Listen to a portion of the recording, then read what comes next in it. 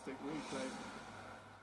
Just when you think you've seen everything in football, you get a moment like that. Well, analyse that one for us. That's your job. Well, he sees the funny side, Steve. And incredible moment. Funny, the sun is shining in parts, the wind is blowing as it does here normally. It's Easter, it's England. I wonder if the advertisers will ask for a refund.